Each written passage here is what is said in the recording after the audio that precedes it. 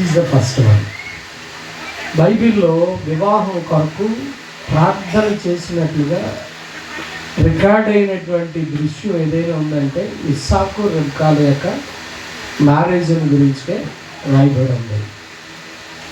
దాని అర్థం ఏంటంటే వీళ్ళని ఏం పెట్టినారా, వివాహాన్ని మరి దావీదు భక్తుడు 127వ కీర్తనలో అంటాడు, యెహోవా ఇల్లు కట్టించిన ఎడల దాన్ని కట్టి వారి ప్రయాసము వ్యర్థం.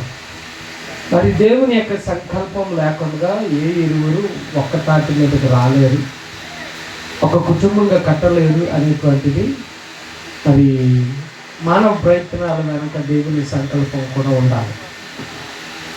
అందులో ఆ సంకల్పం నెరవేర్చబడటానికి మొదటి చేయవలసింది ఏంటంటే ప్రార్థన చేయాలి.